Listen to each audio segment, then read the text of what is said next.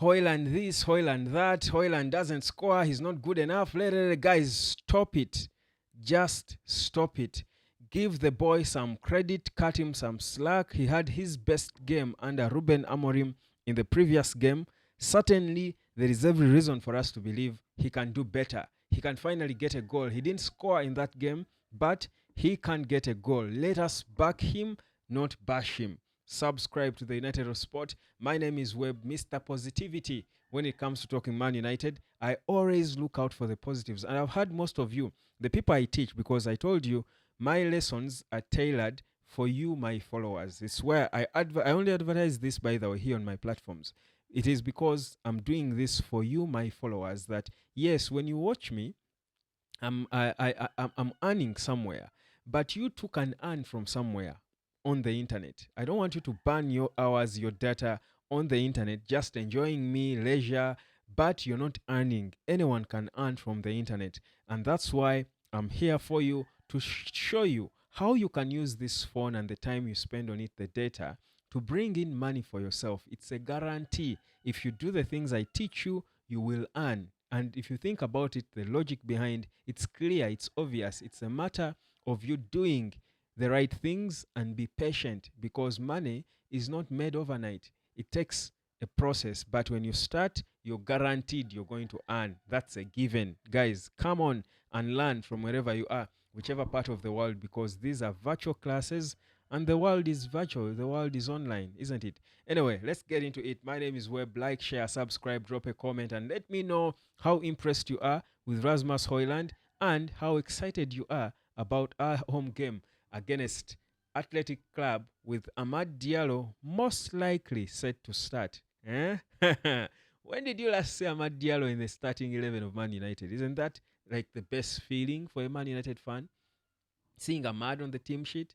Do you know how cool that feels? Well, you're about to feel it. But here's the guy for me I want to focus on in this video. I mean, we've bashed Rasmus Hojlund a lot. I backed him for a long time and things were not happening. The gold route went on for so long. It's still not sorted yet, but there are reasons for us to look at him and see the player. I keep saying there is a player in Hojlund. If you judge him by the first season, you will see that player I'm talking about. There is a player in there. It's just that the pressure of the number 9 at Man United is too much. It's too much. More so, if the team is struggling, not scoring enough goals, certainly you're going to feel it as the striker, as the number 9. It feels heavy on his back. But there are reasons for us to believe that it can get right. It doesn't mean we cannot sign anyone else. And don't get it twisted. I'm not trying to say we can't sign Victor Gyökeres, or we can't sign Harry Kane if there's even a chance we can get him, or Simhen, or whichever strikers we are linked with. But I am saying it doesn't mean we should completely write off Rasmus Hojlund. This is a young boy who has got potential. Amorim admitted the last game he played was his best in the Man United jersey since he took over. He also clearly showed that if a player is given time and trust, he can improve. For me, that's credit to Ruben Amorim, by the way. The fact that he would do that. We are seeing Garnacho now transforming into a player we are all saying Garnacho is untouchable. He shouldn't move a muscle. He should be there. He should be playing.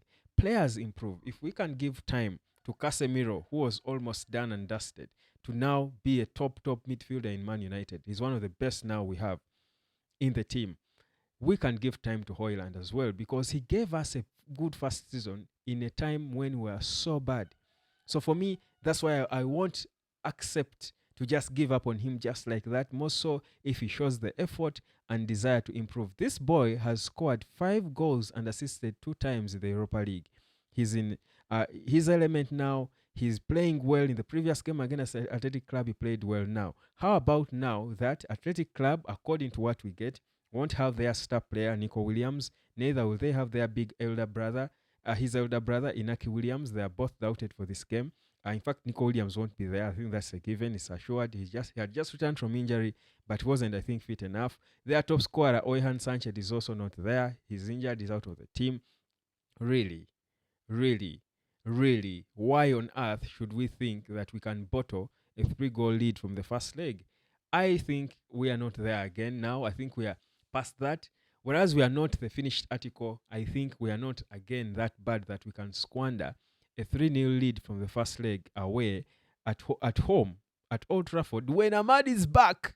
When Ahmad Diallo is back in the team, come on, it's not going to happen. So just be sure to enjoy this game. These boys are going to be playing with no pressure, effortlessly, and it's going to be a beautiful game. And I'll tell you what, you might think because we were beaten by Brentford in a game that was really no purpose for Man United. It was a cautious game for anyone who stepped on the pitch, except maybe the youngsters, the Chido Obis, who are trying to give their all because it was the first time they were having such an experience. I think for the most part of the other players of Man United, it was just a warm-up game. Stay fit, stay safe, keep warm, keep keep hungry. Because if you play a game of football, the hunger is still there for the next. So maybe that, but there was not so much for them to dig into the game. So that's why don't be fooled by the loss. And it was by the way, an honorable loss, by the way, even. Man United was not at their little best, but they were almost beating Brentford. So it shows you that this team is not so bad. But going into this return leg against Athletic Club, I'll tell you it's going to be a comfortable performance, a more comfortable performance than anything we've seen.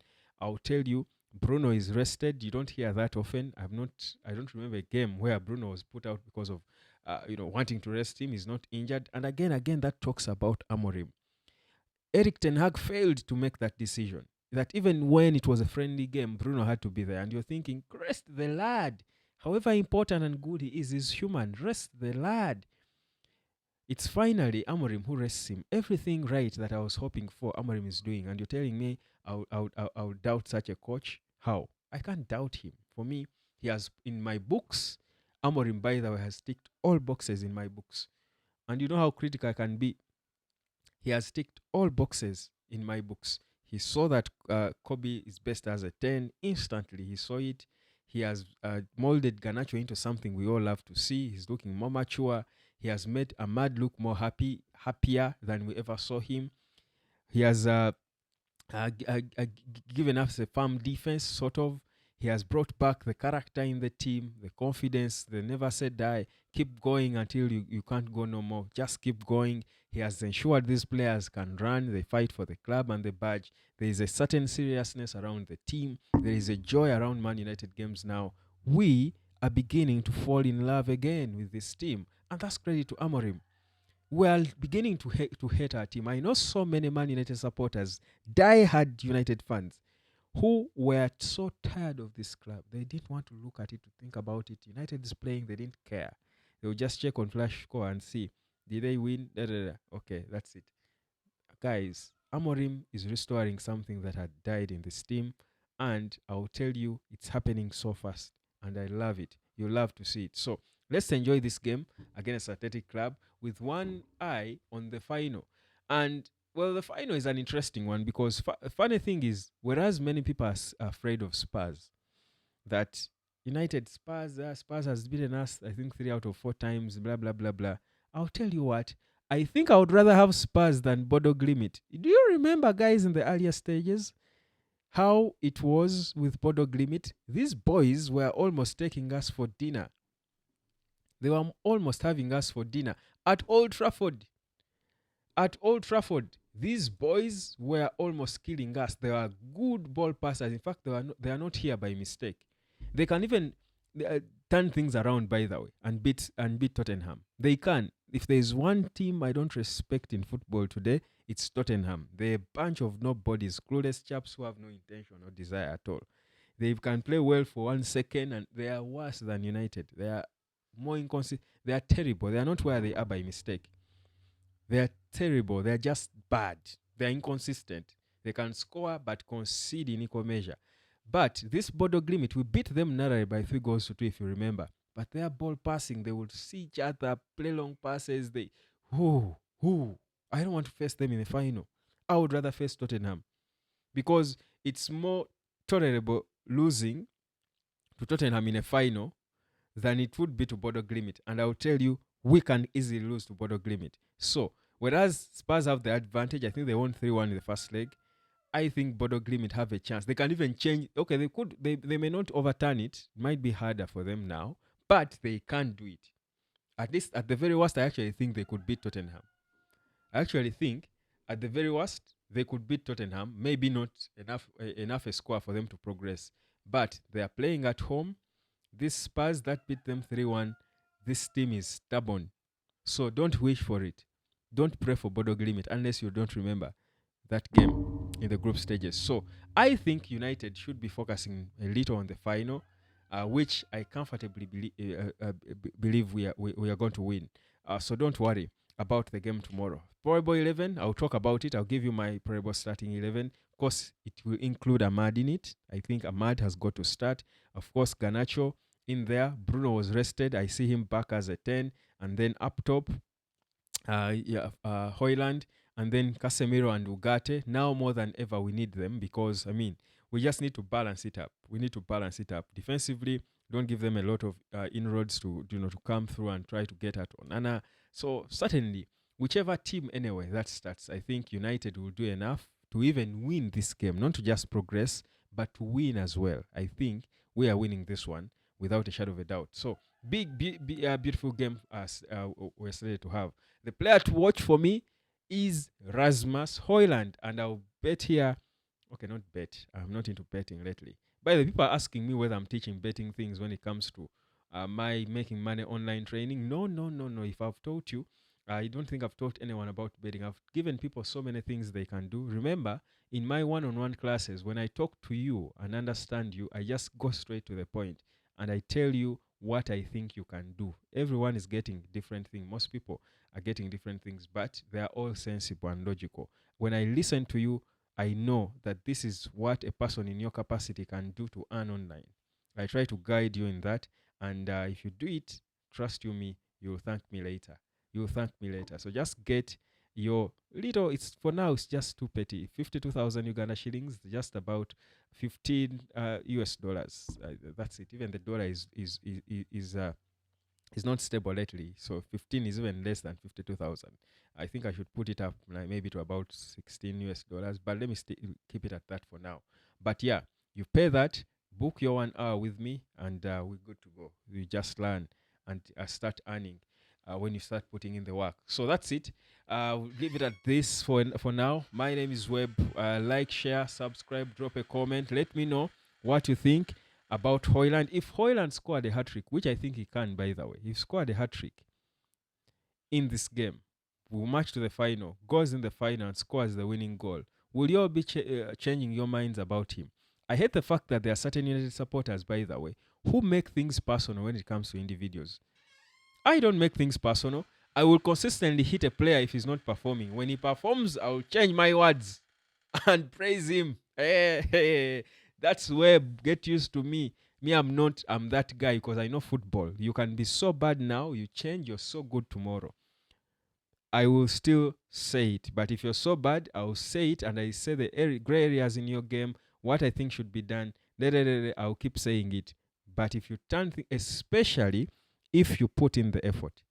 For players who put in the effort, listen, I'll always, I can hit you. The flag will come when you're not performing, but I'll still give you your credit because you put in the effort.